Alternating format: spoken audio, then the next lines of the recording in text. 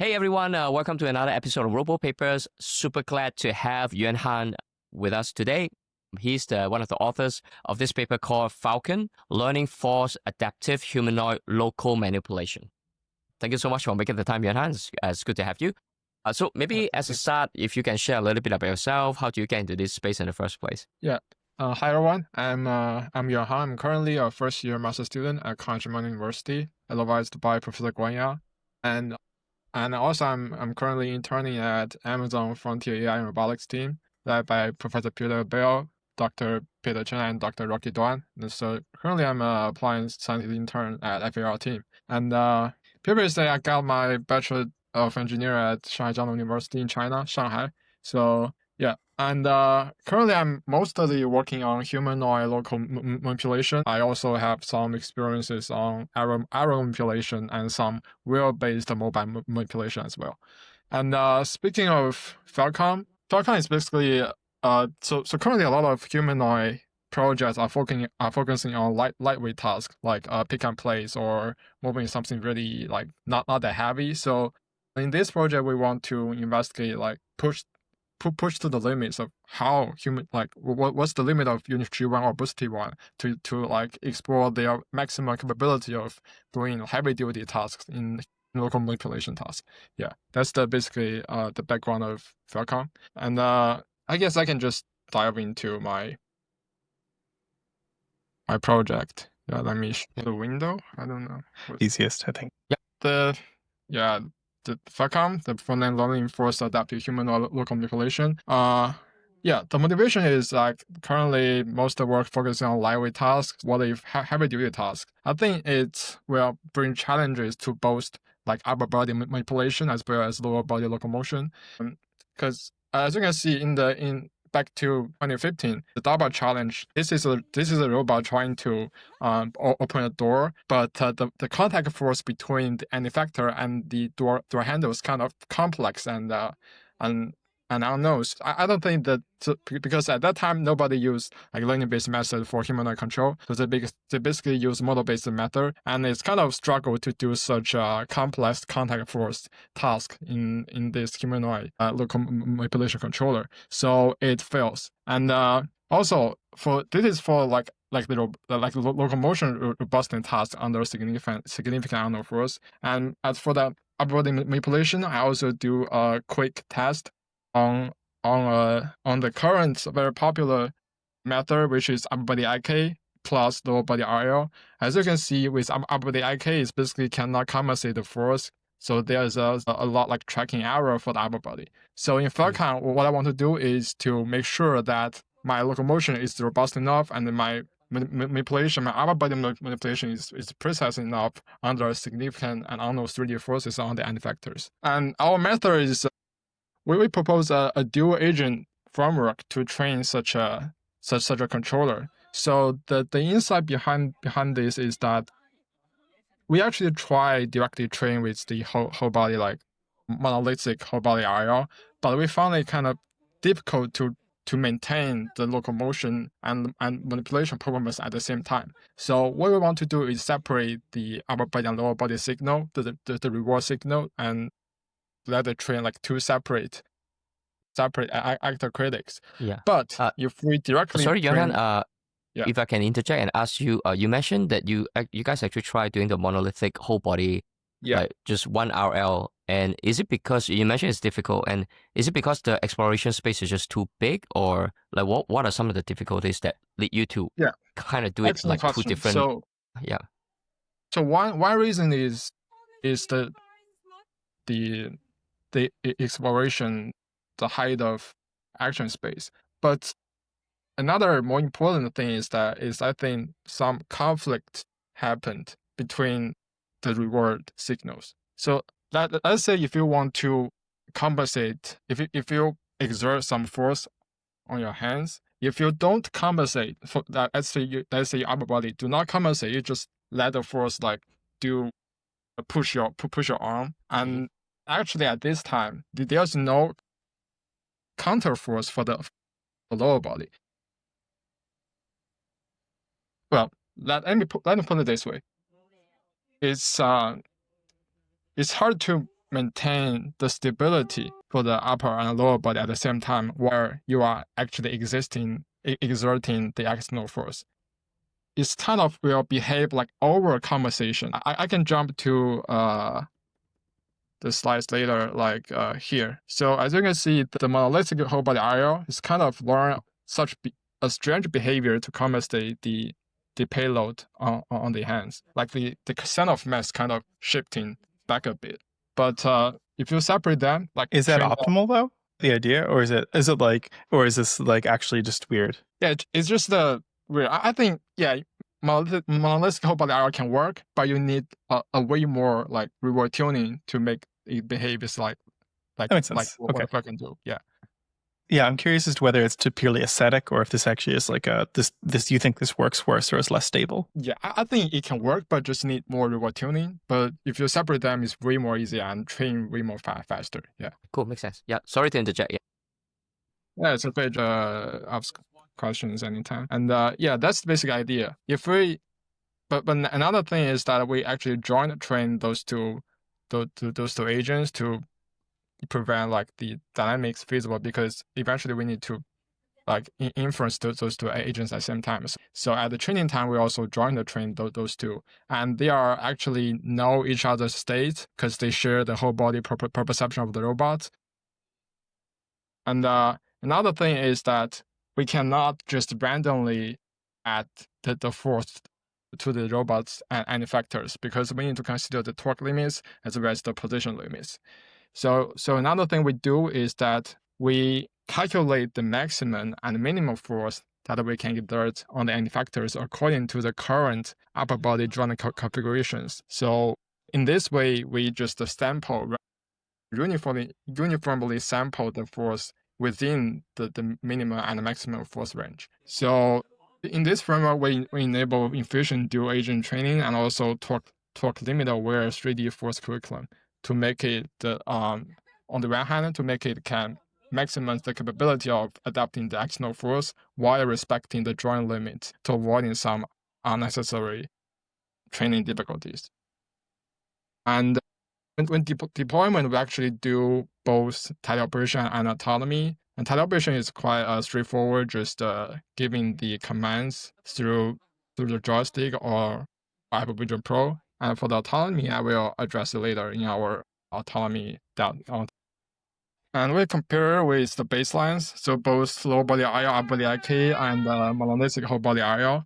So we find that, of course, our method outperforms them in terms of the upper body tracking performance and also the root velocity tracking performance. And this is the same result, like evaluate our policy trained in SI gym, but in Majoko. So basically, it can squat, it can turn your waist and do upper body tracking.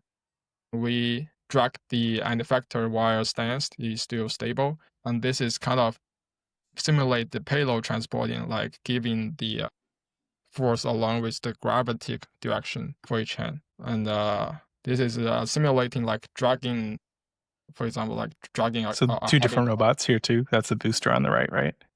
Sorry, say that again. This is two different robots too, right? That's the booster, yeah. Yeah, that's the booster. And another thing we found that very surprising is because we didn't tune any reward. The same reward setting can work for both Unity G1 and Booster T1. I think that's quite kind of surprising to me. But also it's reasonable because our like dual agent training is not that sensitive to the reward because you separate them and lower down the training difficulty a lot. Okay, and this is the real world results I mentioned before. So for the upper body, IK and lower body, IO baseline, basically the biggest, the worst part is that it cannot compensate the upper body. So it just have some upper body tracking error. And for the whole body IO, it overcompensate and just didn't figure out a very natural way to compensate the upper body. Yeah, or both the upper body and the lower body. So that's root tracking though. Is there like, do you have like a measure of like stability or anything like this? Like, is it actually less stable? Is what I'm curious about. Like, yeah. It's for the whole body IO is really not that stable. Okay. Yeah. When doing local motion, cool. As you can see, the tracking error is the largest. Yeah.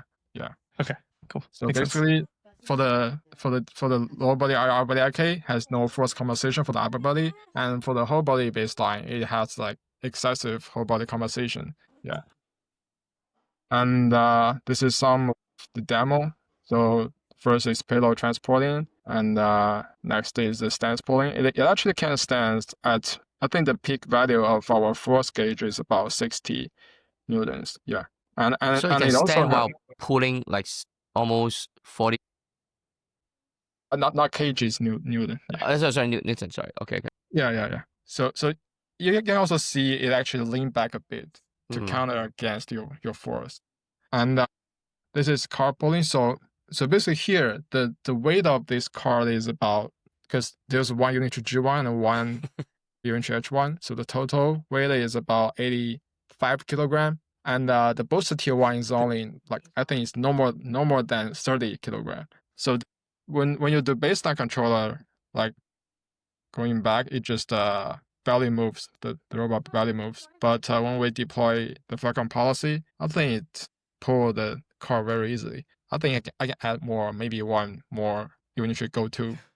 This is a nice video. Yeah, that's a nice visual.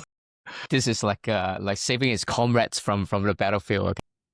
Yeah. Okay. And also there's a door opening. So as you can see, the baseline just knocked the door with his head. It's kind of funny.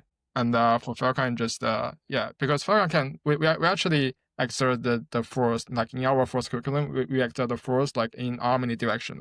So for the door opening demo, actually when you do the handle pulling, the force direction actually changing. Yeah, but still you can handle. Sorry, but this is teleop, right? Is this teleop? Yeah, it's teleop. Okay, cool. Maybe next is the autonomous. Oh no. Okay, because that's very smart. Like chain from here, and then you push, then you pull further. Yeah, actually involves several pulling. At first is second is do pull. that, and then you do that. Yeah, another one. Yeah. Okay, got it. Yeah, I think autonomous demo is not the last one. Yeah, this is the last teleoperation demo. So we basically. I really like this one. I think this one is the best. Yeah. Do a tug of war. So according to this video, we can conclude that the booster T1 is stronger. Booster T1 is stronger. Yeah, okay. Yeah, I didn't know that. Interesting. Because they are trained with the same reward setting. They also, basically the training setting is the same, and we evaluate them and try to go back. The command is also the same, but booster T1 win. Yeah. It's also got a lower center of mass, right? So like that's that probably helps it a little bit too, right? Yeah, makes sense. Yeah. And this is our autonomy demo. So I will explain a bit. So autonomy, we actually develop a hierarchical pipeline for the autonomy system. So the whole autonomy system is divided into like perception, planning, and control. So for perception, we use foundation posts to estimate, to get to obtain the grasping points on the two sides of the toad, and then the planning part just plan the upper body trajectory to grasp, and then the lower body and then the controller part just use the FALCON policy. Wait, sorry. Very cool. The planning handles the our body planning and also the locomotion, like from point A to point B. Very cool.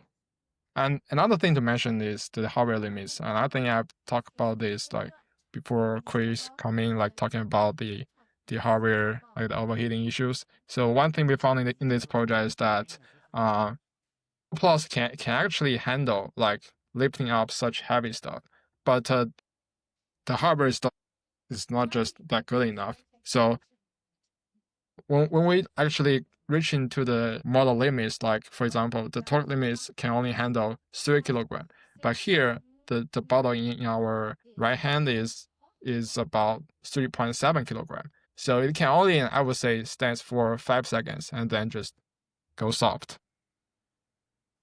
This is another big limit to our project, because I think if we have better wrist models, we can do way more impressive demos. Gotcha. Yeah. Yeah, that's pretty much it about FALCON. Cool. How long does it take to train these things? So you said that the way that you split up the upper and lower body was faster, but what does that mean? Maybe just 6K iterations, I guess. 2 or 3 hours. All that's nice. Okay, very cool. Yeah. Yeah. Yeah, I've open sourced the training code. Yeah, that's really cool. Could you, I don't know whether it makes sense to share like the paper, the PDF, but could you go a bit more detail into how do you do both upper body and the lower body RL? Like what kind of rewards you use? Because I think you use different ones, right? Yeah, I didn't list the reward terms here, but I list some. I didn't list all the reward terms here, but I list some like important rewards to make sure that the lower body will remain stable while you're actually pulling in lateral direction. One thing is that I need to oh wait, I think I missed one term. All right, never mind. Well, Yeah, I think one important reward term is that I need to make sure my lower body's action is symmetric. Interesting. Because if you exert like random force directions, your lower body can actually learn very weird behavior to maintain balance. So one thing I add to the lower body reward group is the symmetric. So for example, I want the left part of the lower body and right part of the lower body, the actions are actually symmetric. So that's why reward term that really matters for the lower body. And for the upper body is very straightforward. Just I want to track the target joint positions, and that's basically it. But I add another like the upper body's penalties for the large accelerations to prevent like very jittery motions for the upper body. And I think I also did several another very interesting baseline, which is I try to train a force estimator, because with force estimator you can just compensate the force with like model-based method like the inverse dynamics. So it works. As you can see the figure 7, the figure B, the ground truth force and estimated force actually aligned very well.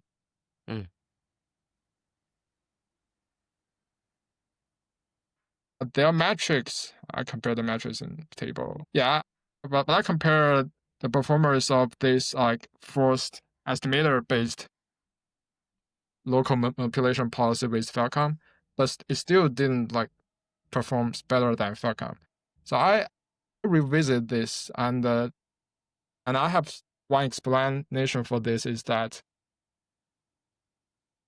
when you estimate the force, so you can only estimate the force that is exerted on certain positions, because in simulator we can only I think it's the problem of us at Jim, because we can only get the Jacobian of descent of descent of mass in each body link, so it can only estimate the force at that point. And but if you like do it implicitly, let's say you just randomize the force applied positions around the end effector and just let the policy implicitly infer how to compensate the force. So it doesn't care whether there's a little shift of your force applied position. But in here, we can only estimate the force at certain position. And if we apply force like in a slightly different position relative to the center of mass, then just doesn't work that well. That's one explanation for that. That's interesting. Yeah, it's interesting to see that the more explicitly. Yeah, basically just to compare like FALCON explicit to the implicit compensation. Yeah. It's like the sort of like the dichotomy between like these world models that people are very interested in right now versus, well, I guess it is a very limited sort of world model because it's predicting just a forward dynamics model. But like versus the entirely implicit, just learn everything, and learning just works better. The simpler approach works better. As it often does. Yeah, cool. That's good to know. Yep, I think. Cool. Let's see whether I have more. So you were saying that you tried out on these 2 robots. Do you think it would work on a bigger one like an Unitree H1? Because you said you didn't do any tuning to cross between these 2 different robots before. Like, as the robots like mass and strength increases and height, do you think that would be still be the case? So the Unitree H1, I think I think for unitary H1, maybe is way taller and the center of mass is higher. Right. I think it depends. So let's say if you have the same strength, Right. but you are taller, then I don't think you can beat like in tug of war. You cannot Sure. beat Yeah, one yeah. that has one strength. Well, I believe the H1's stronger, but I'm not actually sure. That's a good question. Yeah, it's kind of a trade-off, like between your height and your strength. Yes. Right. Well, for tug of war, sure, but like, I guess, does the method still work? Do you think that there's any like? Do you think that you would need to retune everything, all that kind of stuff? That was the. I know you don't know, but like, I would just guess. I feels like I need to tune several height related Height-based stuff. Fair enough. Yeah. Okay. Like I need to like the target feet height because you know smaller one of course have lower like target no matter it's target feet height or target base height. Yeah. Okay, I remember the other question that I was going to ask. Sorry, Michael, but Mhm. like this was you were talking about the importance of symmetry in the lower body controller. One of the tasks is opening a door. Doesn't that involve asymmetry? Like one of the legs is going in the opposite direction from the other? Yeah. So yeah, it's better. So of course, if you do cross stepping, like asymmetry, like cross stepping is stable. Is more stable. I agree with that. But it sort of just behaves not that naturally. What I want is that maybe you can act like you can have different actions, but your state, your joint position should like remain like symmetric, not symmetric. So it still ends up. So I guess what I'm getting from this is that it still ends up being, it still ends up learning the right behaviors, even with the Yeah, I'm just trying to think. So it seems that the manipulations are typically upper body driven, right? Yeah. But let's say if you want to train the G1 to play football, actually the manipulation is in the legs too. Football is technically not manipulation. Right? Yeah. Well, I mean, you're manipulating a ball. I mean, if you talk to Messi, kind of yes. How would this change? I mean, Well, I think that's different task. So I think if you want to do football, then it's more like a motion tracking task because you want to track like your feet, your ankles. But here, it's more like classic locomotion. Yeah, it's because there's a lot of like recently I think Twist they show some demo like doing like kicking football, and that's basically that's all about whole body motion tracking. And here I think the task is kind of different, so it's focusing on some like more like doing because I don't think that the whole body motion tracking can do such stable locomotion like this. But if you want to transfer such a like the force adaptivity to whole body motion tracking, you can adopt the force curriculum that I proposed here to some like whole body motion tracking system like Twist. Yeah. I mean, as a layman, I'm just thinking, I mean, you know, one single body, human body can do, I guess, I mean, these are all different tasks, but it's all the same brain that's doing all these different things at the same time. I mean, I can play football while lifting, you know, different 3 kg water bottle, 1 kg water bottle at the same time. So, yeah, I guess we'll somehow still some ways of what, I don't know, from maybe a more universal, like full body controller that can do. I don't know if you noticed some recent paper about humanoid. A lot of papers they actually achieved very impressive results with one like single unified controller and one policy. I think the way they do it is that they have a lot of expert policies and they just distill, no matter distill into a diffusion model or just transform it. They just use several like MLP based expert policies that can do different tasks and trained with different robot settings, and then they distill those expert to a student policy, and the student policy have better like network architectures like transformer or diffusion model, and then I think that's one way to produce a very unified policy. Yeah, just learn from several experts. But would those also be, you know, as performant when it comes to like, you know, all these force disturbances that which is, I guess, the focus of this paper? Yeah. This paper just mainly focus on one, like I would say one task. Yeah, do locomotion. I guess what I'm asking is that like, because with those, that you just mentioned, those approach, well, they are not, whole body doing impressive stuff, but I'm not sure if they focus, like, I mean, if you have, they're subjected to the kind of force disturbance that you tried out in your paper. I wonder if those will perform as well as yours. Like, do you have a sense? Actually, what I'm doing is similar to what I was saying right now. Just Mm. trying to add force to some like motion existing motion tracking training settings. Currently, my result shows that some of them do not work out of box. I think it may need more carefully curriculum for if you want to adding force to some tracking tasks. So let's do one very extreme example. So if you want to do a motion like I also did ASAP with Thailand, right? So there's one motion we do Kobe Bryant like fade away. Yeah. So if you do that motion and if actually, so let's say if you assume that the ball is super heavy, right?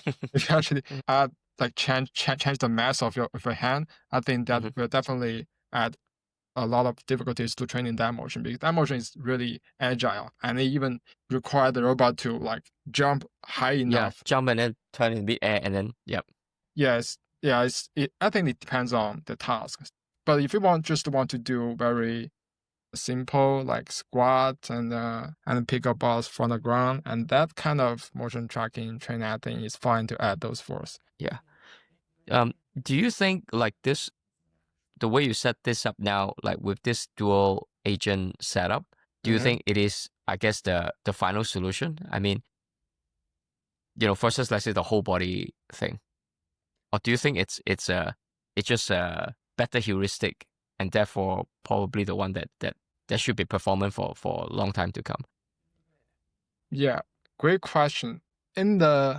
So I'm also a reviewer of Coro 2025. I actually I reviewed 4 papers and 3 are humanoids, and 2 of them are using similar method, like decouple the upper and lower body. Yeah. So I think if you just want to do not that kind of whole body motion tracking like kicking a football, if you just want to do locomotion while you want your upper body can track any joint configurations, I think this is the best solution. Yeah, because it's training efficient and actually stable.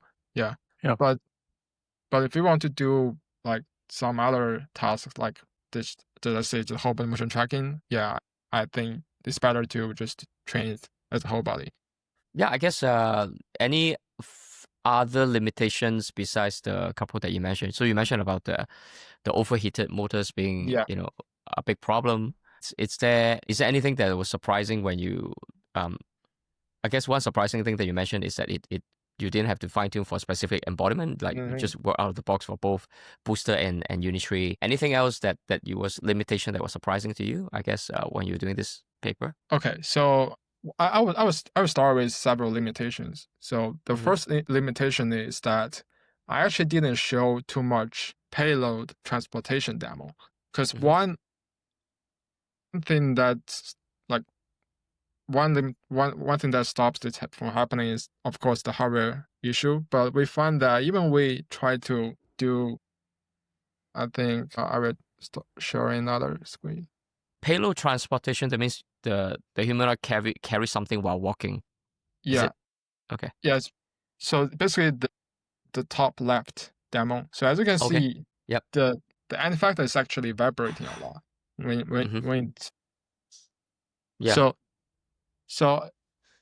I still cannot figure out why, but currently I'm trying to. So yeah, this is one limitation, because it seems that the upper body compensation cannot be solved. Like if you want to do a very heavy payload on the effectors while doing locomotion, vibrating a lot. This is one limitation, because eventually I think the most practical application of humanoid is just pick up a very heavy box, or like this, like 2 bottles, like payloads, and do payload transportation. It vibrates a lot. I wonder if it's because, like in this case, literally the water bottle, instead of just having a consistent force, it's also like it's got angular the Yeah, momentum in a it way has swinging a some. lot. Yeah, Yeah. that's one reason. But this is not a reason why this. Yeah, this is a problem to solve. I agree. Mhm. Yeah, we need to like somehow stabilize even when your payload is not that like stable, not giving you consistent force. Yeah, Got it. Yeah. and another limitation is that it didn't. We only train Falcon on flat terrains, so the flat plane, but we didn't train on very complex terrains like stairs, right? I think what a humanoid, the really practical application, especially in the industry, is Yeah. that you can That's right. you can Uneven pick up surface. a very heavy stuff and doing upstairs, right? Yep. That's one of the advantage of the Lego robot. Exactly. Yeah. I think Otherwise, that's this one. could have been a mobile base. Yeah, it's true. Yeah. That's true. Yeah. I'm currently actually working on how to extend Falcon like on Got it. terrains, like stairs, like Very cool. just on the terrains. Yeah. Yeah, but it's And interesting that. Sorry. yeah, You go have more ahead. limitations. No, that's basically it. Yeah. No, I was just gonna say, like, I mean, still, while it's flat surface, but clearly the surface, I don't know, just eyeballing it, it looks kind of slippery. So it's able to, like, still self-balance and while reacting to the force that's being applied, especially the tug of war one, right? They're constantly kind of slipping, but then recovering enough and then while pulling the other guy. So I Yeah. think that's also really impressive already, actually. Yeah. I also thought one thing that I was noticing is that I think, like you were saying, there's tons of these papers of Coral and everything else that are doing this upper body, lower body stuff, but almost all of them use reference trajectories. You didn't, right? Or am I wrong here? Yeah, it is not like a reference trajectory, just giving Right. command. Yeah, this is nice. That's a very nice result. I think means like I don't know. Yeah, so basically just train in simulation and then just straight away kind of apply to the real robot. Yeah. Just purely simple real. Yeah. Nice. I Very think simple. Not very simple, simple, obviously, but you know what I mean. Yeah, I mean it's well, whatever works, right? Yeah. I also really like, actually, you have another demo video you didn't show, but where you have your, I think, carrying two things in both hands, but different weights. So I think one of it is 3 kg, the other one is like 1 kg or something. And Right. it was able to balance. That's why I think. Yeah, so I thought that was quite cool as well, the video that you have. Yeah, I think basically what we want to show is that we actually because we do not just add the same force on the both hand, we actually can handle different weights. Yeah. Like I think this one, right? Heavy lifting. Cool. Yeah, I think this really like maximize, I guess, the limit of the full humanoid. I guess, like, some manipulation task, if you do it the more naive way, let's say I don't know, lower body, upper body inverse kinematics kind of thing, then you're actually not maximizing what it can do, I guess. If you are trying to do some manipulation that actually it's quite a lot of force. Yeah. And so, I mean, like just opening up that door, I mean, that's this door, I mean, it's very, very common. So clearly, actually, the robots can do it, or rather the hardware can do it, but it requires just better policy, I guess, to enable it. Yeah, it's what just explore like what this robot can get, like, and it turns out it actually can do something that like existing method cannot do, and also boosted UI is much more strong. Interesting. Yeah. Cool. Yeah. All right. Cool. Yeah. Sounds good. I think. Do you have anything else you want to add, Yuanhang? Any like any big takeaway? What's the number one lesson everyone should learn from this paper? Well, first is if you just want to do such local manipulation tasks, then dual agent is better. Okay. Yeah, cool. dual agent is better than the whole body, and is stable. Someone may question that the two agents, like the actions cannot work on, like if you want to influence them at the same time, but it just turns out that it can work and pretty stable. This is the biggest takeaway from this paper. And actually, the fourth curriculum is more like a task-wise. For the general humanoids, I think the dual agent works better. Got it. Yeah, I guess maybe a last question that we always ask, are there any recent papers that you come across that like kind of blew your mind or you want to give a shout out to? It doesn't have to be humanoid. I mean, it could be anything that piqued your interest. Could be something from computer vision, Okay. One paper is I think it's one policy but many words. So this paper I think the paper somehow solved the problem of like humanoid working on multiple terrains. They didn't do real robot deployment, but the simulation results is already impressive enough. So what they do is that still they follow the like current trend, like training multiple policies for different terrains, and use a diffusion model to actually train a terrain encoder to be like make the policy terrain aware, and then distill from those expert policies. These one policies can actually just generalize to even the seen terrains and even unseen terrains, like the terrain combos. And this is one policy that I think is pretty useful.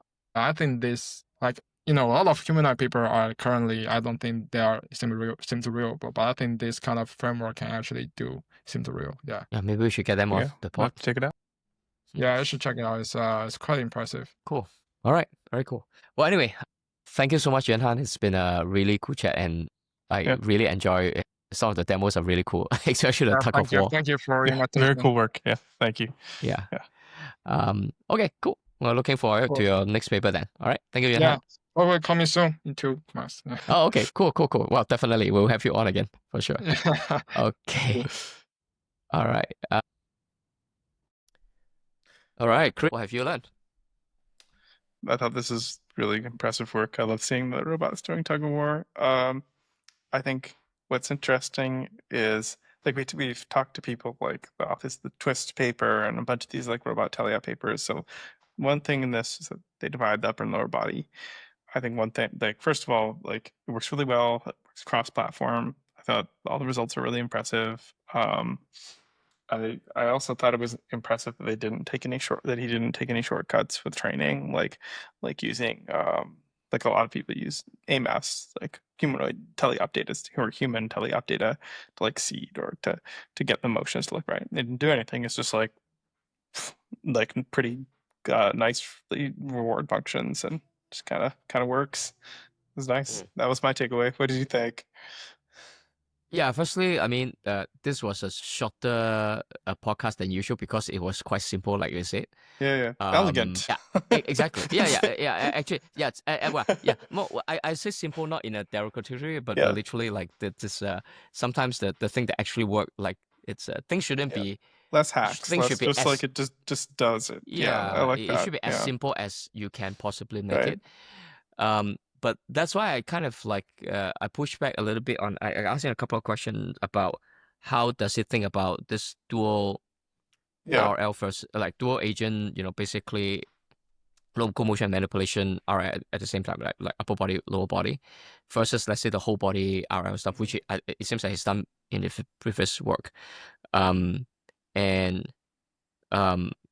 because like you're basically still injecting humans like prior heuristics, right? In a way, right? You're defining, okay, you decided locomotion and I mean, but I suppose nature is just somehow there's just one brain that does everything at the same time.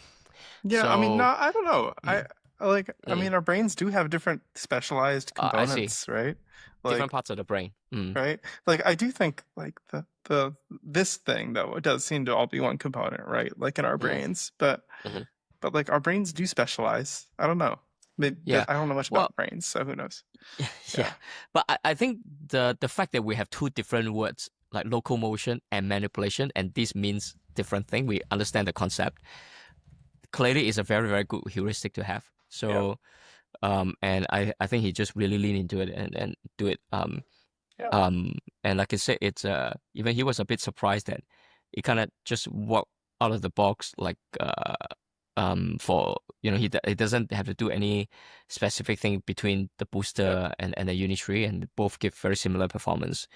So and I think it's really, I guess ultimately, as a non-researcher, when I look at these things, it's the demo in a way it matters in that it shows some newer capability that like. So I think his work really allowed the hardware to to show what it actually can do. Actually, the hardware can do it, even though they are, the G1 and the T1, they are pretty. There's the smaller humanoid, right? But they can do quite a lot actually. I was a bit surprised on the booster T1 that Yeah. it was able to pull that 85 kg thing. And he was saying that he probably can do it more, and I was a bit surprised that he can do that. So Yeah. So actually, the hardware can do it. It's the brain that that needs to be a little bit better. The whole body coordination and whatnot. So Yeah, it's, yeah. Well, there are other mm. humanoids out there. Like, I'm curious to see where is he? Is he at like Nvidia now? He said he was in San Francisco. Like, you should try No. out. He's interning at Amazon. Oh, at Amazon. Oh, Yeah, well, yeah, yeah, they've got digits. They've got real humanoids. They've got yeah, entries too. Yeah, yeah, they yeah. got a bunch of I'm sure. robots. Yeah, Or maybe they don't have I'm sure. digits. I don't know what they Yeah. have actually. Well, but I mean, this work Yeah, was done in like I guess when it's at CMU, yeah, right? yeah. So so I think Yeah, they I had guess. Right. Yeah. yeah. But I'm curious. Uh, Okay, cool. Good enough. but I Nice. think 2 is already proved the Yeah. point, right? I mean, like I imagine it should be able to just like Yeah. so long you have the simulation. I mean, so long you have the body in simulator, then you can do the same thing and then do this without it just maybe just work out of the box. So it's good stuff, man. Right. Otherwise, yeah, I mean, imagine if you use teleoperation to collect data and then you realize, oh gosh, like, it can't do much, but then actually the hardware can do it. It's just that you didn't have a good enough controller. So I think this helps a lot. Anyway, cool. Yeah, I guess that's a good Awesome. one. We'll do the next one soon. Okay. Yeah, looking forward to it. All right. Yeah. Yep. See you. All right. See ya, Chris. Yeah.